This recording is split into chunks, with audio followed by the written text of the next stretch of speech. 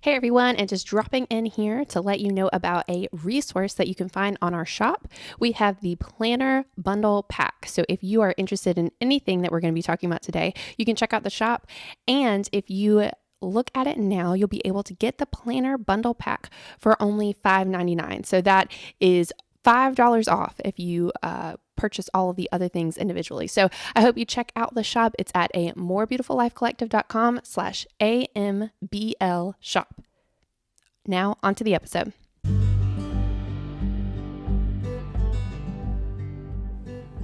Welcome to a More Beautiful Life Collective podcast. We know that in the hectic hurry of everyday life, it's easy to lose sight of what really matters. This is a moment to pause and realign your focus on the one who gives us peace and rest. We're focusing on discipleship, productivity, and homemaking as we live with eternity in mind. This is the place where you'll learn to create a life you love and cultivate your heart for God. I'm Casey Fletcher. Thanks so much for joining me. Hey everyone, and welcome to A More Beautiful Life Collective. I'm Casey Fletcher, and I'm your host here at the podcast. This is episode 22 of season 1, and what we've been talking about in this season is all about habits. So we've been looking at different habits that create a life we love and cultivate our heart for God. And in this series on the podcast, we've been talking about goals and dreams and how to be more productive. What we're thinking about is getting things done from a biblical perspective.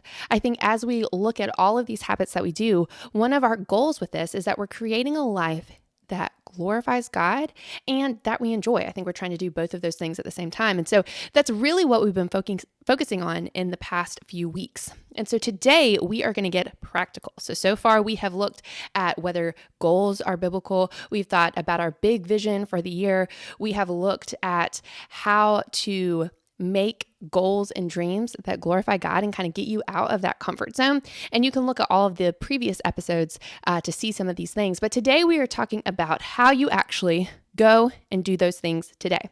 I think a lot of times whenever we're talking about getting things done, we talk about these big visions, goal setting, things like that.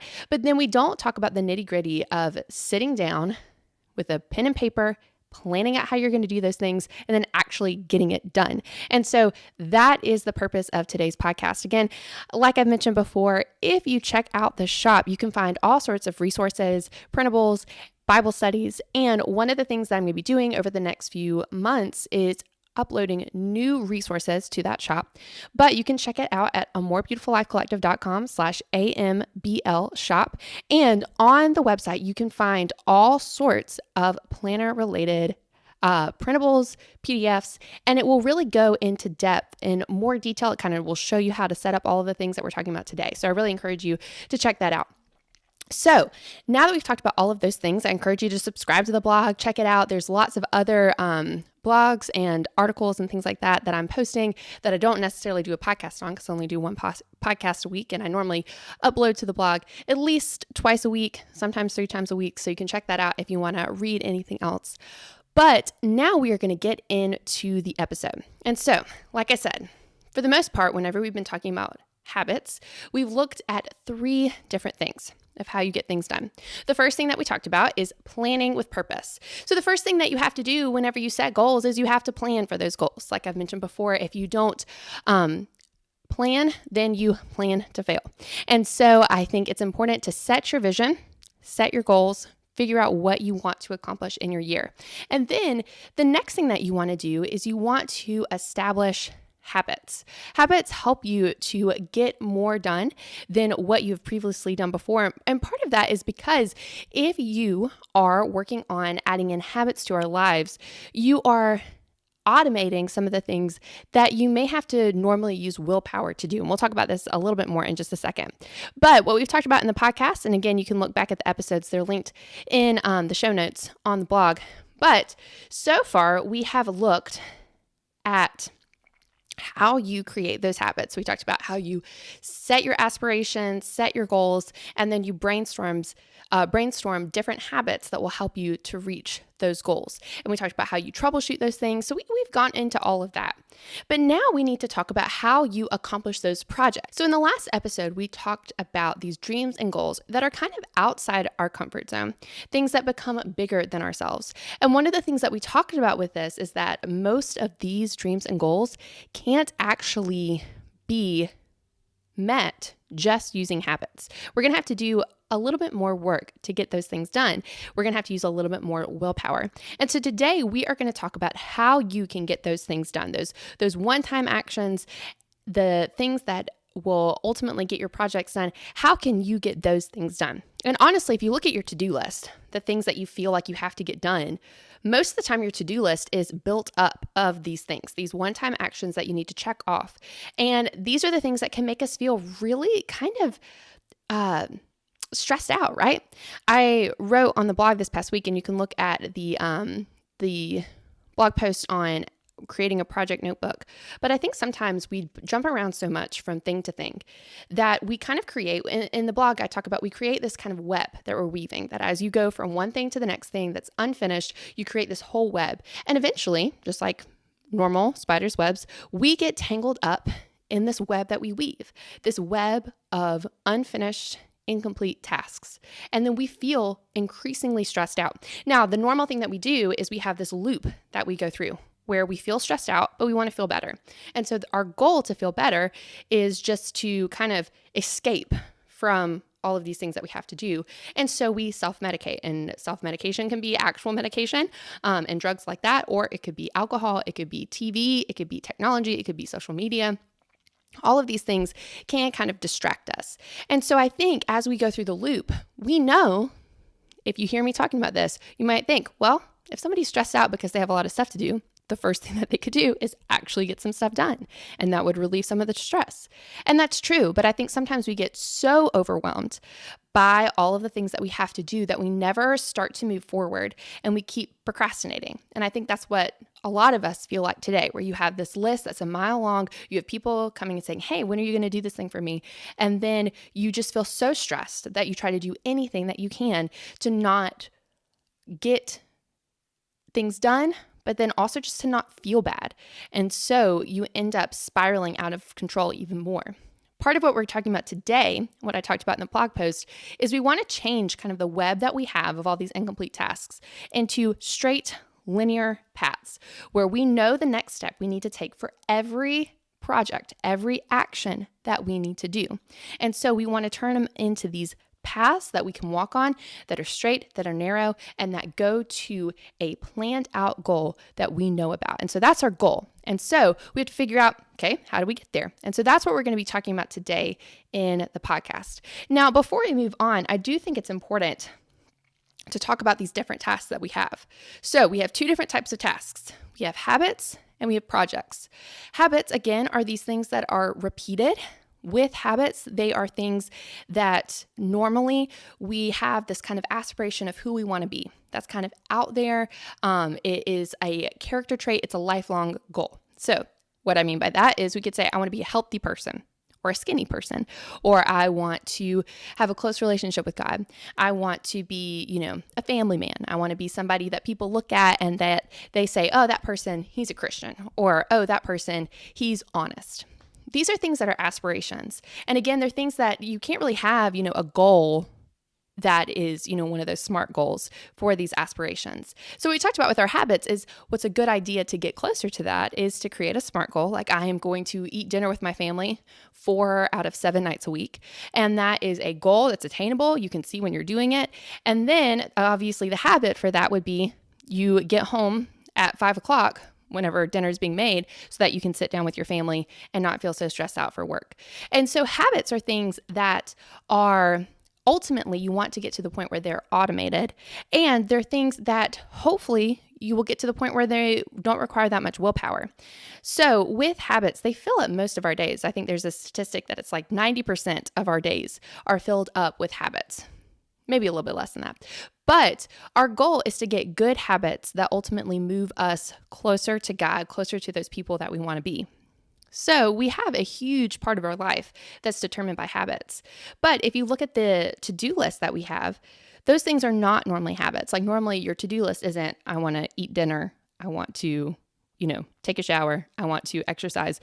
We don't normally fill up our to-do list with those things. And it's because our to-do lists are getting us closer to those one-time projects. Our projects are a little bit different than habits. Our projects are things that require quite a bit of willpower, quite a bit of planning.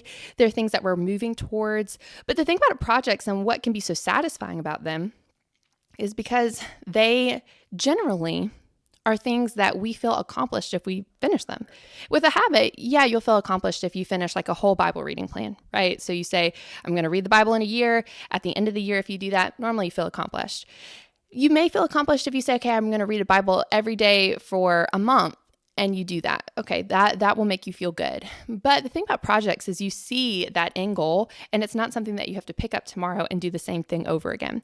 So projects can really make us feel accomplished. They can make us feel like we're making progress in our life, like we're moving forward. And so with these projects, we need to figure out how to get these things done, how to move forward with our projects.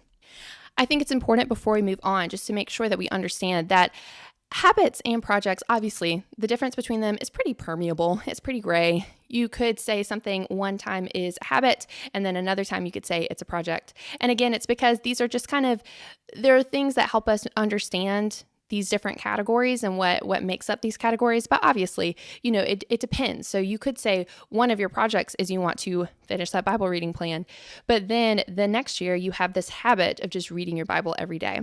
I think our habits, and I mentioned this in the last episode, our habits help our lives to feel more in control. So if you are doing the dishes every day, if you are doing a load of laundry every day, if you're planning it every day, if you are, making sure that you eat a good meal every day, eating healthy, all of those things will help your life to feel more in control. It's kind of an adulting thing where you feel like you are just being wise and you're stewarding your life well. That's what habits do. But our projects are things that are going to move our lives forward. So it's important that we understand a system for our projects. So to sum it up, we want to have a system in place to do the projects to get closer to the goals and dreams that God has called us to. And so that is what we are talking about today. That system that gets us closer to the goals and dreams that God has called us to.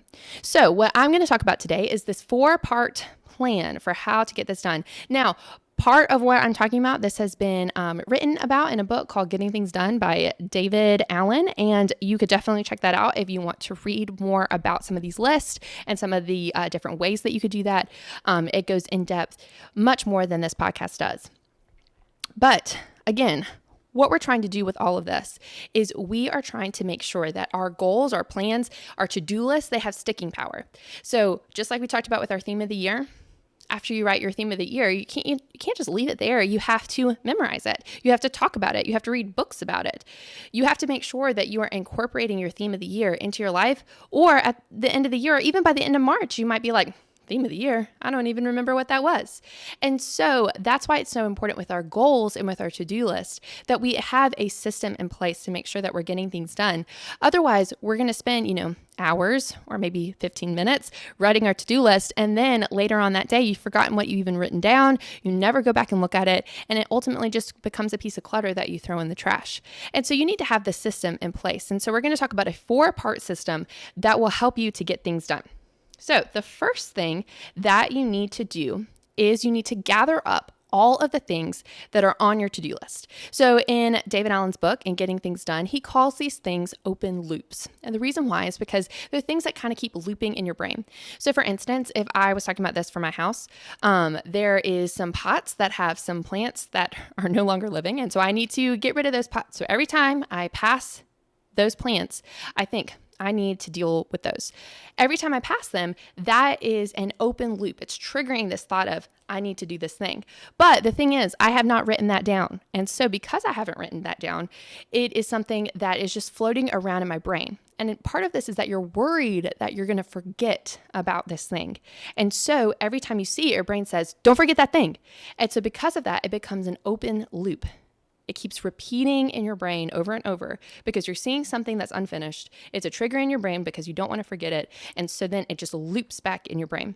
This could be, if you think about a spot on your wall, we have a place that we need to paint on our wall. And I keep thinking, I need to paint this. Every time I see it, I say, I need to paint this, or I need to get a picture and slap it on it. But I'm not doing that. So every time I see that, every time I go in my kitchen and my dining room, I am seeing this thing and it's triggering that open loop. And so open loops are things that can make our webs more tangled. They're things that can make us feel more stressed out. And so our goal is that we want to close these open loops. So the first step in creating a system to get things done, a system to tackle your to-do list, the first step that you need to do is you need to gather up all these things and write them down. One of the things that he repeats in his book is that you want to make sure that you are using your brain for thinking and not for trying to remember all of these different tasks. And so if you write them down, you free up your brain. Your brain says, okay, you've taken care of that thing. And you've given yourself more control over your to-do list because of the next step that we're going to talk about in just a second. So again, your things that you write down could be anything from painting a place in your kitchen to buying something, to selling your car, to selling your house, to changing jobs. I mean, it can go up from different, levels. It could be something super small, like I need to call the dentist, and it could be something really big, like I need to, get a tooth removed or something like that. And so you need to make sure that whenever you're writing this down, your goal is to not try to sift through the priority of this thing. You are literally just writing it down. So this process is called the initial brain dump. So you just go through and you talk about everything that you have to do, jobs you have to do for people, house projects that you have around, any responsibility that you have, and also things that you say, I really want to do this thing someday. So it could be that maybe one of your things is you want to get a new camper, or maybe you want to go on a trip overseas. You write that down, even if it's not something that you think, oh, I could do this right now. You still write it down because the goal is to get all of those thoughts of, that would be cool, out on the paper so that you are not thinking about them in your brain. So basically, when you have written all of these things down, then the next step that you have to do is you have to set up an inbox tray. So you got your brain dump down. Everything is already written down that you have to do right now.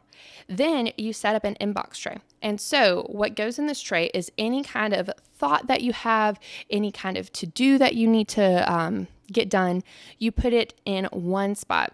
And part of the reason why you do this is because I know for me, there's several times where I have written down like 20 different to-do lists. So I have something on the notes app on my phone. I have something in a text message that I need to do. I have something that I scribbled out in, my journal, and have something that I write down in my planner. And so I have, 20 different to-do lists, and I'm losing track of where I've written down what I need to get done.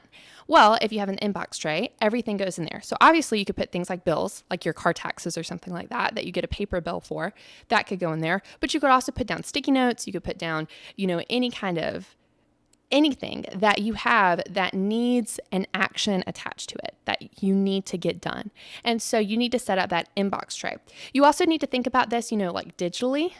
I am a big proponent actually of making sure that your inbox is at 0 or close to 0, and only using those notifications if you actually need to respond to somebody, because I know it can spiral out of control. I know for my text message app, how you get the little red notification, and I think I'm at like 500 or something like right now. And so because of that, those numbers really don't mean anything. So I might miss that I have a text that I haven't responded to because I'm letting those texts kind of creep up. So again, the process of an inbox, you can have a physical one, but you can also have a digital one. And that digital one is basically you want to pare down all of your notifications so you're not constantly being bombarded by them, but also so that you know who you've responded to and who you haven't responded to.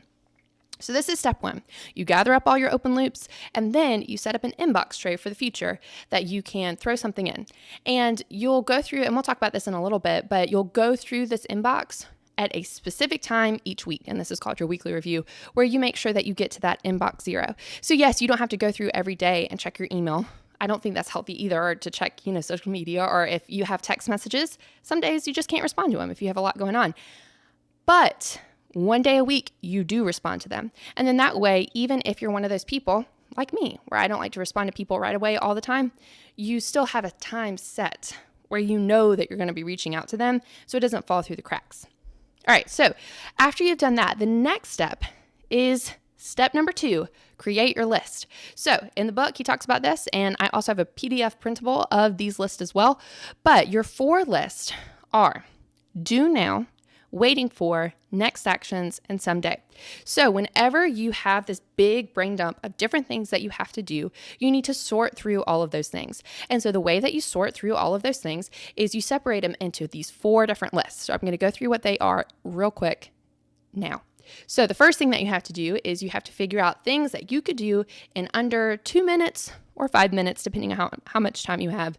So if you have taken an afternoon to do all of these things and you have a ton to do, you might be able to say any tasks that are 5 minutes or less, I'll go ahead and do. So it could be things from paying your taxes to calling the dentist to, touching base with somebody about a vacation you're going to do, any of those like quick things that you just have to shoot it off a text or an email or, get quickly on a website and do something, that would be on your do now list. And obviously it's called a do now because you're supposed to do it right away, right that minute, while you're going through these things. You could write it down or you could just do it. I like writing things down just because I like to feel the accomplishment of checking off a completed list and being able to crumple up something and throw it away. But you don't have to do that if you feel like that's a waste of time.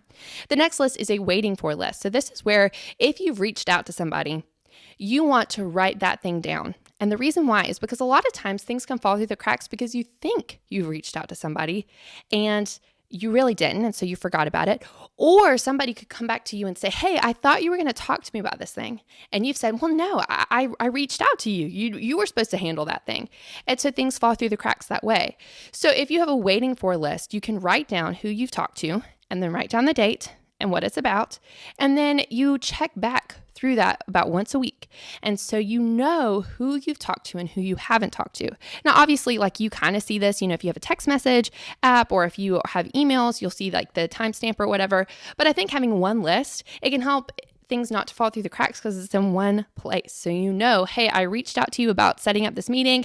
You didn't do it. Let's get on it now. And you can send follow-ups. So if you check back over that list once a week, then every week, or, maybe less or more than that.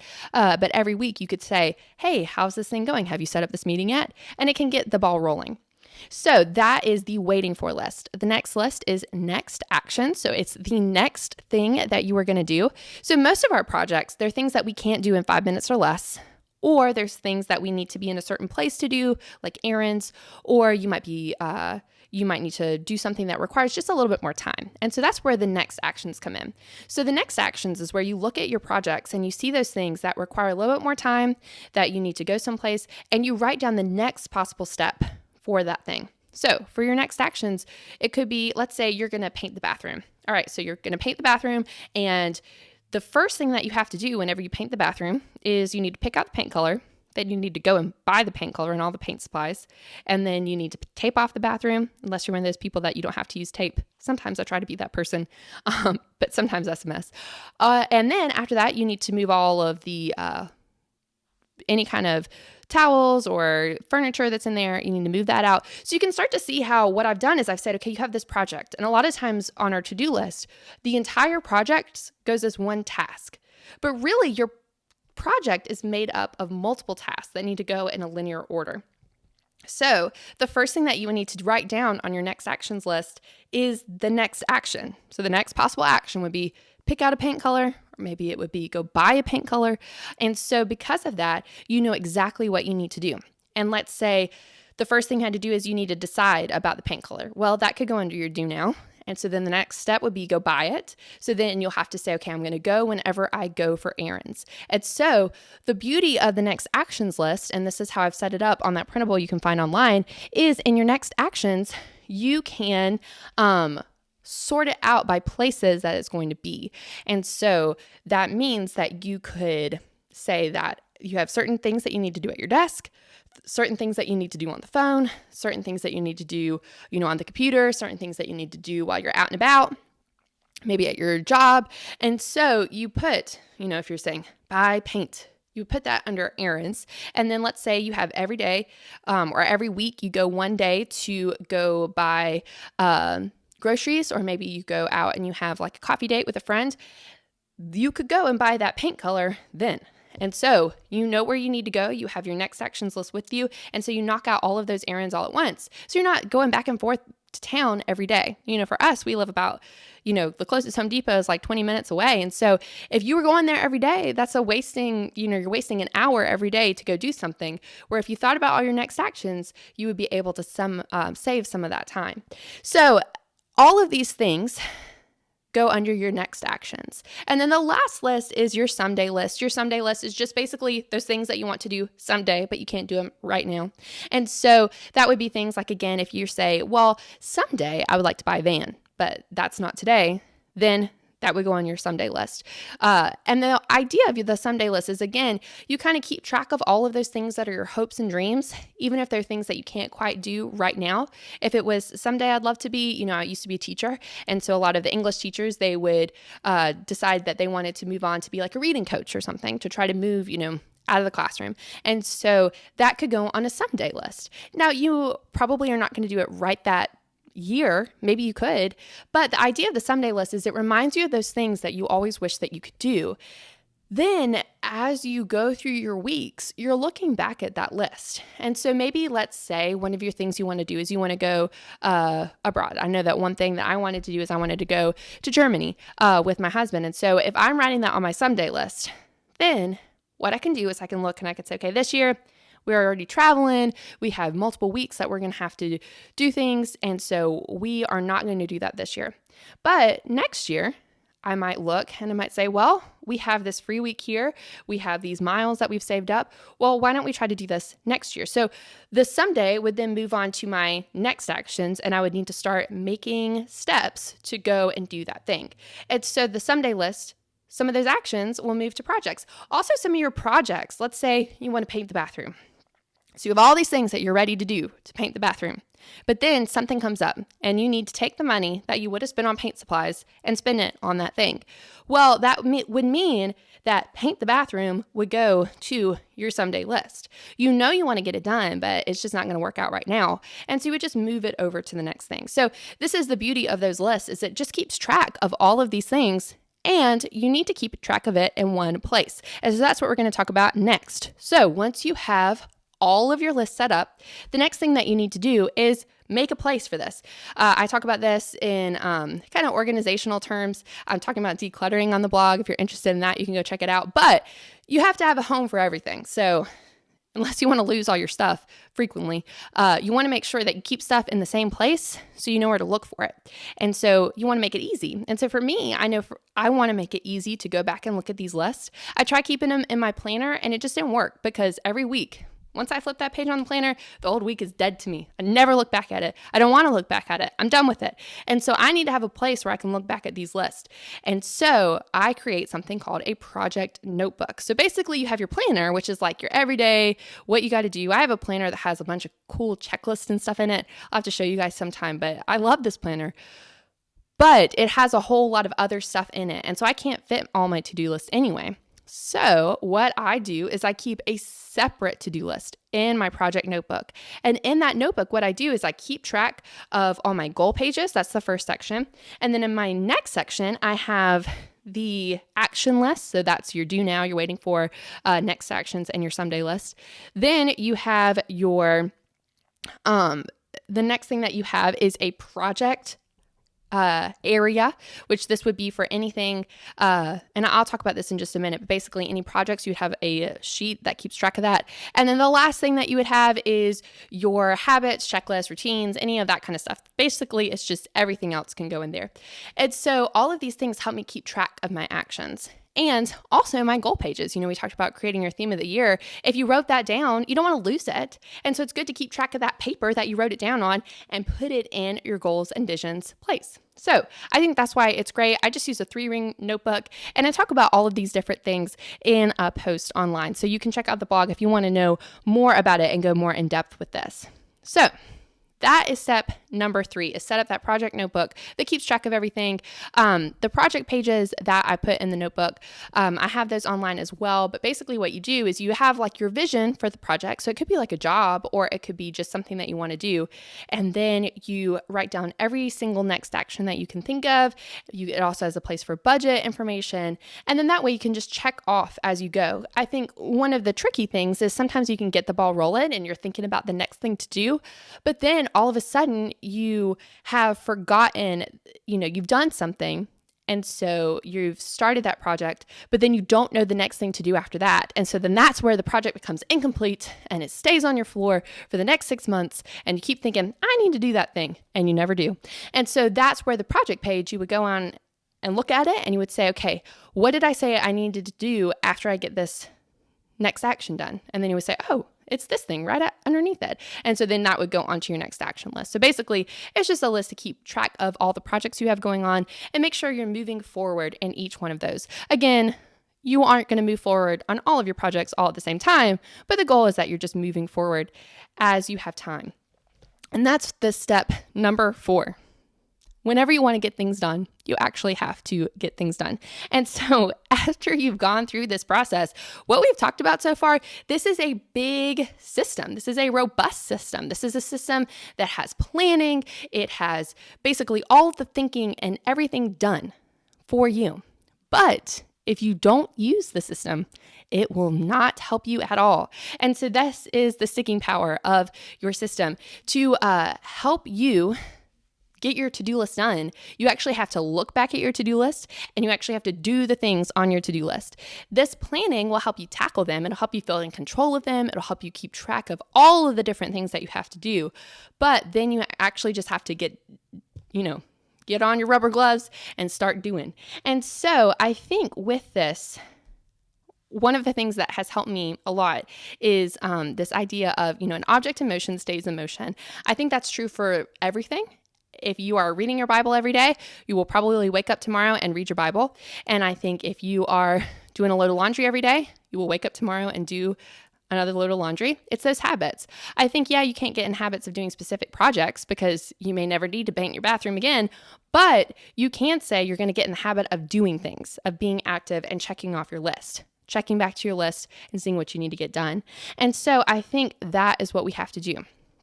So to set up this, I think that you need to have all of your planning done, but then you need to set up time where you have what I call like this matchmaking of time, task, and ability. So basically you need to make sure you have enough time to do the task. You need to make sure that you're able to do the task. And then you have to figure out the task that matches up with those things. So the best way to do this, I think, is one, on your next action list. Like I said, you can separate all of your next actions divided up into, where you're at. So if I know that I need to do 4 things on my computer, then I have all of those things in the same place. And I know that every day I'm at my computer around nap time, right? So that's like 2 to 4. So I knock out all of the things I need to do on my computer around 2 to 4. If I know that I tried to go and do grocery shopping, so I'm out on the town on Tuesdays, then I'm going to go and I am going to do all of the errands that I've written down for my next action then. You also want to make sure that you're able to do those things. So let's say this past week I needed to clean our coffee maker, and our coffee maker is weird and you have to use a specific kind of solution to clean it. You can't just clean it with vinegar or something like that.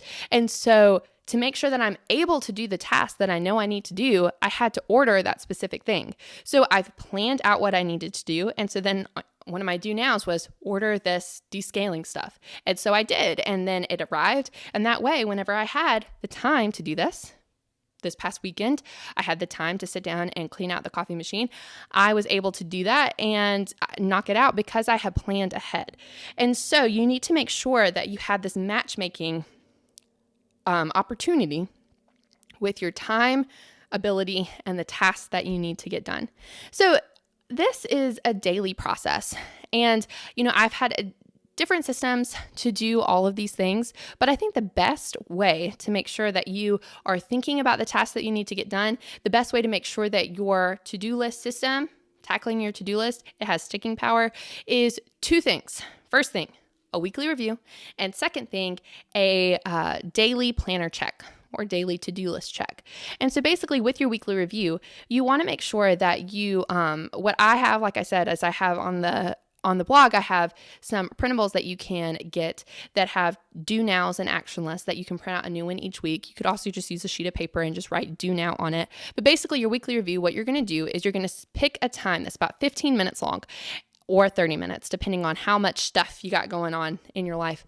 And what you'll do is you'll sit down at your desk and you will get a new do now, then you'll get a new action list, and you'll go back and you'll look at old do nows and action lists, and you'll see what have you done, what have you not done. Anything that you haven't done obviously should go on your list for this week, or you should take it off the list because maybe it's something that you don't want to worry about anymore. So if you didn't do an action last week and it's something that you'd like to do, but you're probably not going to do it now, just take it off the list. I was going to cross stitch my daughter's name onto a stocking because I had that whenever I was a kid. My son has one that we got done for him, but I was going to do that this past Christmas.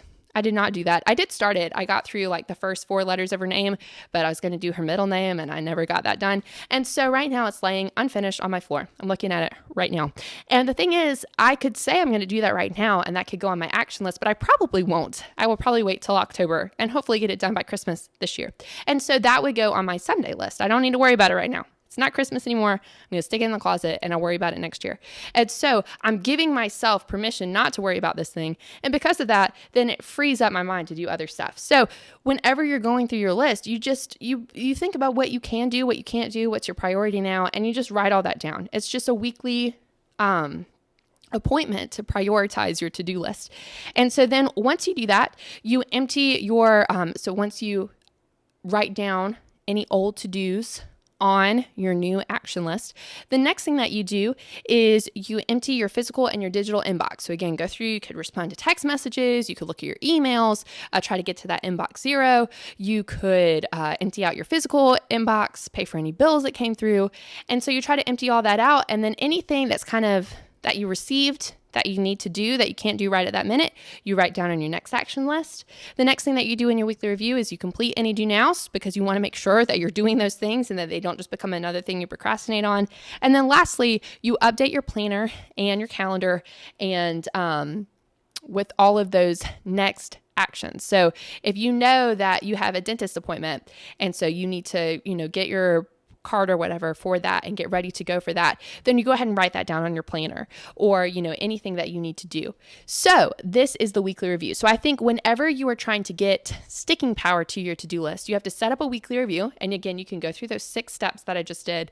And then every day you need to check your planner. Otherwise, again, all this stuff, all this work that you've put into it, it won't actually have any follow through. So what I would say is you try to attach your planner check to your morning routine or your evening routine or both. It's probably better to do both. And so what that could look like is right after you finish your Bible reading or your cup of coffee, you just check off what you got to do today. And then you have that plan. And then maybe whenever you get home, right before you eat dinner or right after dinner, you check off what you need to do and then look at what you need to do the next day. And again, that will help you each week. So really what we've talked about today, again, is this 4-step system for taming your to-do list. And part of what you've probably noticed is that there's a lot of upfront work with kind of setting up everything, printing out everything, getting a 3-ring binder. But once you have set this up, the actual upkeep of your to-do list is pretty minimal. It's 15 minutes and then maybe 2 minutes every day. And that's the thing with most of what we talked about with planning. You do a lot of the upfront work ahead of time. And then by getting that done, then you have freed up your week where you're not running around being tangled up in this web of unfinished tasks. Instead, you're just moving forward on the things that you need to do.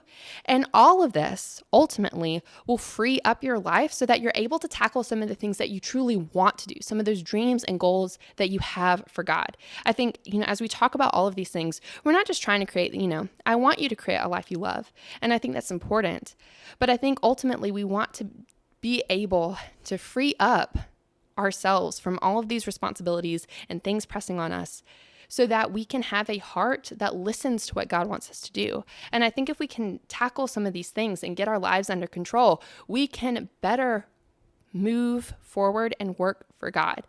And so I think it's important that we try to figure out a system that will help us to do that. And I think this system that I talked about today will really help you in that tasks. So, like I said, as you are going through this, I hope that this system for capturing tasks and getting them done helps you out. I think habits can help us to accomplish some things in our lives, but I think we do have quite a long to-do list. All of us do. And so by doing this, you'll have less stress if you can tackle your to-do list, get it done, think about it, and ultimately move forward for God. If you are interested in any of these things, you can check out other posts that I have created up on the blog at amorebeautifullifecollective.com. You can also check out the shop. Again, if you look at amorebeautifullifecollective.com/AMBL shop, you will be able to see planners. There's a planner bundle pack that has all of these things that you can print out. You can start using these things today. And I just hope that this is something that you really enjoy and that you use. If you are interested in any of these things, you can always shoot me an email, or you can comment below this podcast. Please rate and review wherever you listen to podcasts. This helps others find the show. And I hope I'll see you next week. Bye. I hope you've enjoyed this episode of A More Beautiful Life Collective podcast. If you haven't yet, please leave a rating and review wherever you listen to podcasts to help others find the show. While you're there, you can like and subscribe so that you never miss an episode. Don't forget to check out the blog and our store for more encouragement and resources on how to create a life you love and cultivate your heart for God. I'm Casey Fletcher, and I'll see you next week.